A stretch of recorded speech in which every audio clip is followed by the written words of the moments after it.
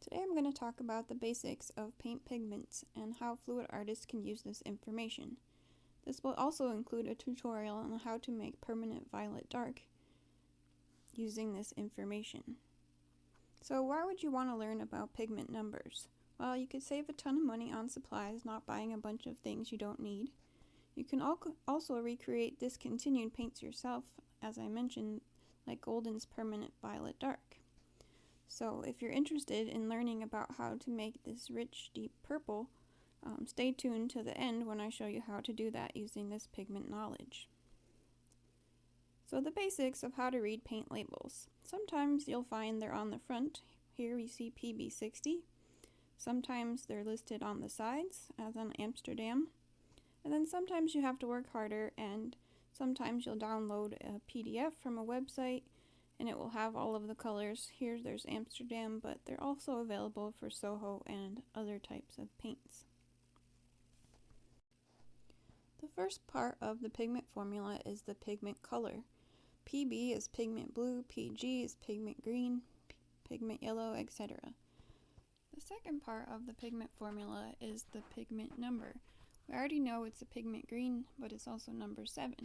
They often have common names, such as in this case, phthalo green. So let's look at an example. Let's say your favorite artist is using Anthracnone Blue by Golden.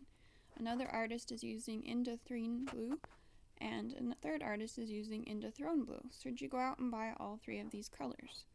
Well, if we look at them here, you can see that Anthracnone by Golden is PB-60. Indanthrene is also PB-60. As you can see, they're all the same thing. So you would only really need to buy one of these particular colors, unless you just want to waste money. The reverse can also be true. If you see on the right, you have Amsterdam Expert Series Indanthrene Blue. Doesn't really look the same as the other 3, and that's because if you look at the formula, it's not the same. They're not the same formula at all. And that's why it's so important that you look at the formula number and not just the name. So let's move on to a second example. Let's look at some turquoise paints. So turquoise is made of phthalo green and phthalo blue listed above. By combining just these 2 ingredients, you can make the 4 colors listed below.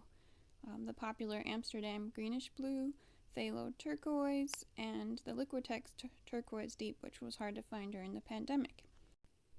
You'll also notice that the PB15 is sometimes followed by a decimal, such as Golden Turquoise PB15.3.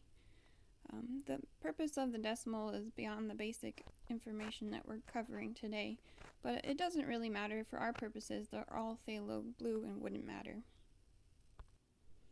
So you might want to consider a one-time purchase to make a swatch so you have the exact color to compare to. You could also borrow some from a friend if they have it, and the colors on the photos on like the art websites are pretty good and they're free. So don't worry about it. I would also highly recommend that you make a swatch list with each of the pigments swatched and also the pigments that they contain for future reference. That way, the next time you see your favorite YouTube artist using a new color, you can look up whether or not you have these pigments already, and if you do, you can make your own without having to buy an entire tube of this new color. A lot of times these new colors you use only once and then you never use them again. So now to the part that you were waiting for. Let's apply all this pigment knowledge that we just learned and make our very own permanent violet dark. So why would you even want to make your own paints? Well, your favorite YouTube artists are using permanent violet dark and they love it. However, it seems to be discontinued and doesn't seem to be available anywhere. If you do find it, it's super expensive, and because you now know how to make your own paint. So let's look at the magic formula. Looking at Blick art, we can see that Golden Permanent Violet Dark is composed of PR122 and PB-60.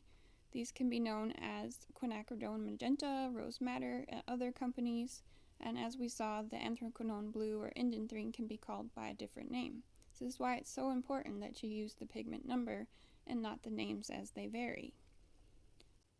A tip if you decide to make this particular permanent violet dark yourself, you use a very small amount of the more expensive Anthracnone or Indanthrene blue.